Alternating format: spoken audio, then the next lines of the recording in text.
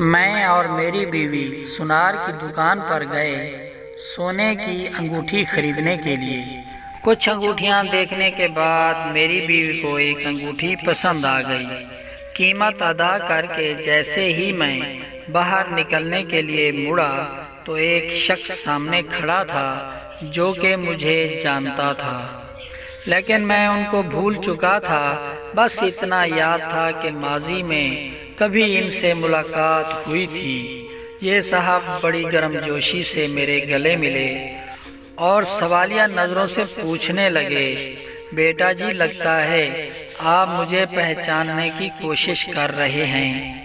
میں نے کہا معذرت کے ساتھ میں نے آپ کو پہچانا نہیں، مگر آپ کا چہرہ جانا پہچانا سا لگ رہا ہے، لیکن یاد نہیں آ رہا کہ آپ سے کب ملاقات ہوئی تھی۔ وہ تھوڑا سا مسکرائے اور کہنے لگے، میرا نام اقبال ہے، ویسے لوگ مجھے بڑا بھائی کہتے ہیں۔ آج سے چند سال پہلے آپ اپنی فیملی کے ساتھ ہمارے گھر آئے تھے، شاید آپ کو یاد آ گیا ہو۔ ان کی بات سن کر میرا تو سر ہی چکرا گیا اور میرا رویہ مؤدبانہ ہو گیا۔ میں بے اختیار بول پڑا، سب یاد آ گیا بڑے بھائی، سب یاد آ گیا۔ میں نے پوچھا، آپ اکیلے ہیں یا آنٹی بھی ساتھ آئی ہیں؟ انہوں نے جواب دیا، جی ہاں وہ بھی ساتھ ہی ہیں اور ساتھ میرے بھائی بھی آئے ہیں۔ میں نے دیکھا تو ایک سائیڈ پر آنٹی برقع پہنے کھڑی ہیں اور دوسرے بھائی بھی موجود ہیں جو چہرے پر مسکراہٹ لیے میری طرف دیکھ رہے ہیں۔ میں نے اپنی بیوی کو کہا کہ آنٹی جی کو سلام کرو اور بعد میں ان کا تعارف کرواتا ہوں۔ میری بیوی گئی اور آنٹی جی کو سلام کیا۔ آنٹی جی نے بہت ہی اچھے طریقے سے میری بیوی کے سر پر ہاتھ پھیرا۔ میں نے آنٹی جی کو بتایا کہ یہ میری بیوی ہے اور یہ ساتھ میرا 3 سال کا بیٹا ہے۔ آنٹی جی بہت خوش ہوئیں اور میرے بیٹے کو 1000 کا نوٹ نکال کر دیا۔ میں نے بہت منع کیا مگر وہ نہ مانی۔ ادھر ادھر کی باتوں کے بعد میں نے آنٹی جی سے آنے کا مقصد پوچھا تو آنٹی جی کہنے لگیں کہ اللہ تبارک و تعالیٰ نے میری بیٹی کو بیٹے کی نعمت سے نوازا ہے تو ان کے لیے کچھ تحفے خریدنے آئے ہیں۔ میں نے پوچھا، کون سی بیٹی؟ آپ کی تو سب بیٹیاں شادی شدہ ہیں سوائے ایک بیٹی کے، اور آپ کہہ رہی تھیں اس کی شادی اگلے کئی سالوں تک نہیں کرنا چاہتے ہم لوگ۔ میری بات سن کر آنٹی جی کو ایک جھٹکا لگا تو کہنے لگی، آپ کو یہ بات کس نے بتائی ہے؟ میں نے کہا والد صاحب نے بتایا تھا۔ وہ کہنے لگیں، بات اصل میں کچھ اور ہے، لیکن آپ کے والد صاحب نے آپ کا پردہ رکھا تھا۔ میرے اندر ایک تجسس پیدا ہو گیا، میرے والد صاحب ہم سے کیسے غلط بیانی کر سکتے ہیں، کیونکہ انہوں نے کبھی بھی جھوٹ نہیں بولا تھا۔ آنٹی جی نے اپنے بیٹوں سے کہا، مجھے میرے بیٹے کے ساتھ اکیلا چھوڑ دیں۔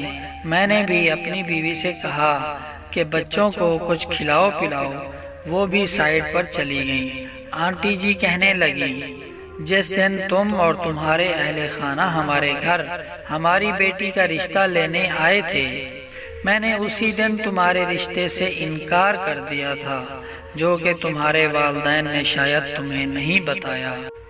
تم ایک پڑھے لکھے اور معاشرے میں ایک کامیاب شخص ثابت ہو سکتے ہو، مجھے پہلے ہی علم تھا اور مکمل یقین بھی۔ میری بیٹی کو بھی تم خوش رکھو گے، لیکن رشتہ جوڑنے کے لیے صرف لڑکے کو ہی نہیں دیکھا جاتا، اس کے پورے خاندان کو دیکھا جاتا ہے، کیونکہ ہم نے مستقبل میں آپس میں میل جول رکھنا ہوتا ہے۔ زندگی میں اتار چڑھاؤ آتے رہتے ہیں اور ان حالات میں کسی اپنے کی ضرورت ہوتی ہے۔ اس دن آپ کے والد صاحب اور والدہ صاحبہ کو اس لیے انکار کر دیا تھا، ہو سکتا ہے انہوں نے آپ کو درست بات نہ بتائی ہو۔ आंटी की बातें सुनकर मैं मजीद परेशान हो गया और मैंने कहा, आंटी जी, हम बहन भाई एक दूसरे पर जान छिड़कते हैं। खुशी हो या कोई भी गम हो, बराबर शरीक होते हैं। कभी ऐसा नहीं हुआ कि किसी को दूसरे से कोई शिकायत हो। आपको हमारा खानदान परखने में कोई गलती हुई है। आंटी जी ने कहा, बेटा जी, अभी तुम छोटे हो। जो चीज़ें मैं देख सकती हूँ तुम नहीं देख सकते। जब तुम लोग हमारे घर रिश्ता लेने आए थे तो तुम्हारे भाइयों की गाड़ियाँ बड़ी थी, जबकि तुम्हारे वालिद की गाड़ी छोटी थी, और तुम्हारे भाइयों ने जो कपड़े पहने हुए थे तुम्हारे वालिद के कपड़ों से बेहतर थे।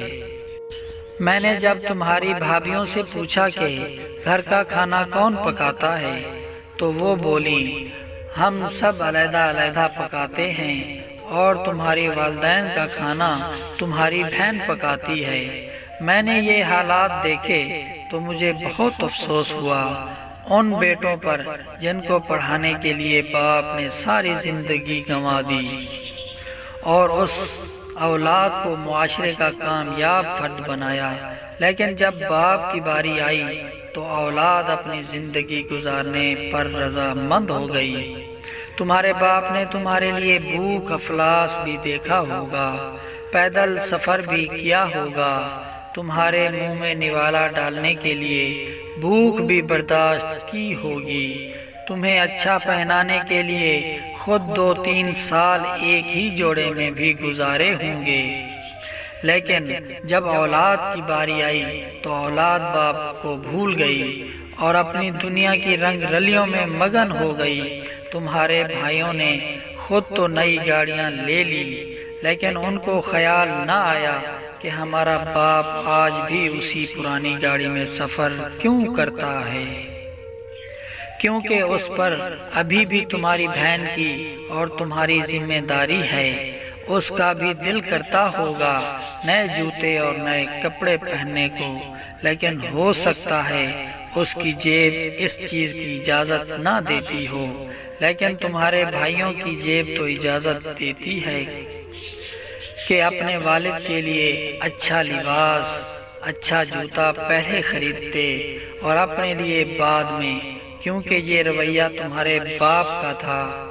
जब भी उसने कोई चीज़ खरीदना चाही, पहले अपनी औलाद का ख्याल किया, बाद में अपना सोचा। इसलिए मैंने ये सारी बातें उसी दिन तुम्हारे वालिद से कर दी थी। हमें दुनिया की माल और दौलत नहीं चाहिए, हमें तो ऐसे रिश्तेदार चाहिए जो अपने से बढ़कर अपने रिश्तेदारों को तरजीह दें, ताकि कल को जब हम नीचे गिरें तो हमको मज़ीद नीचे दबाने की बजाय ऊपर उठाएं, ताकि कल को जब वो नीचे गिरें तो हम उनको भी सहारा दे सकें। माल और दौलत, आला ओहदा या रुतबा तो हमेशा नहीं रहता, हमेशा जो साथ चलते हैं वो सच्चे रिश्ते होते हैं। अगर रिश्ते बनाने में हमसे थोड़ी सी भी गलती हो जाए तो सारी ज़िंदगी भी तबाह हो सकती है और नस्लें भी तबाह हो जाया करती हैं। मुझे फ़ख्र है आपके वालिद साहब पर कि उन्होंने आपको हकीकत से आगाह नहीं किया और फिर भी आप लोगों की गलतियों पर पर्दा डालते रहे। लेकिन देखना ये है कि औलाद अपने वालिदैन का कितना ख्याल रखती है। वालिदैन तो हमेशा से ही औलाद के लिए कुर्बानियाँ देती आई हैं।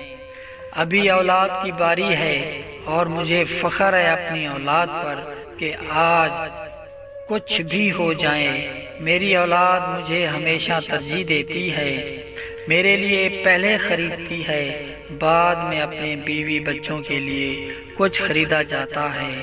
और मुझे फ़ख्र है अपनी औलाद की औलाद पर कि वो भी अपनी वालिदैन को अपनी ज़िंदगियों से ज़्यादा तरजीह देती हैं। और हमारा पूरा ख़ानदान एक जान की मानद है। अगर किसी को किसी भी चीज़ की ज़रूरत पड़ जाए तो पीठ दिखाकर नहीं भागते, बल्कि ज़रूरत से ज़्यादा लेकर आते हैं। اس لیے میرے بیٹے رشتہ بنانا بہت آسان ہے، لیکن کامیاب رشتے چننا اور ان کو نبھانا بہت مشکل ہے۔ کہیں ایک نااہل رشتہ آپ کو اتنا بڑا نقصان دے سکتا ہے کہ ساری عمر کی خوشیاں غموں میں تبدیل ہو سکتی ہیں، اور کامیاب رشتہ آپ کو ایسا سہارا دے سکتا ہے کہ تمام زندگی کے غم خوشیوں میں تبدیل ہو سکتے ہیں۔ اتنی بات کرنے کے بعد آنٹی اٹھ کر چلی گئیں اور میری آنکھوں کے سامنے میرے والدین کا چہرہ گھومنے لگا۔ میری گاڑی میرے والد کی گاڑی سے بہتر تھی، میرا لباس میرے والد کے لباس سے بہتر تھا، میرے گھر کی زیب و زینت کا سامان میرے والد کے گھر سے بہتر تھا، میری بیوی کے ہاتھ میں سونے کی چوڑیاں اور کنگن تھے جو میں نے خرید کر دیے تھے، لیکن میری ماں کا سارا زیور بک چکا تھا۔ میں آج بھی گھر سے دفتر اور دفتر سے گھر، لیکن میرا باپ آج بھی اولاد کی ذمہ داریاں نبھا رہا تھا۔ میں نے آج بھی اپنی بیوی کے لیے سونے کی انگوٹھی خریدی، لیکن میرے ذہن میں میری ماں کا خیال کیوں نہ آیا جس نے میری شادی کے لیے اپنا زیور بیچ دیا۔ مجھے افسوس ہوا اپنے آپ پر کہ میں نے اپنے والدین سے زیادہ اپنی ذات کو ترجیح دی ہے۔ میرے والدین جنہوں نے مجھے سب کچھ دیا اور میں نے ان سے سب کچھ لے کر ان کو خالی کر دیا، لیکن کبھی انہوں نے مجھ سے کوئی گلہ یا شکوہ نہیں کیا۔ میرے والدین کل بھی عظیم تھے اور آج بھی عظیم ہیں، اور میں کل بھی ناکام تھا اور آج بھی ناکام ہوں۔ پیارے دوستو، 5 باتیں اگر کسی کی بیوی میں ہوں وہ کبھی اپنا گھر نہیں بسا سکتی۔ نمبر 1، خاوند کے سامنے اونچا بولنا۔ نمبر 2، خاوند کے سامنے اس کے گھر والوں کی برائی کرنا۔ نمبر 3، خاوند کے سامنے بیہودہ بولنا۔ نمبر 4، خاوند کی غیر موجودگی میں اس کے گلے شکوے کرنا۔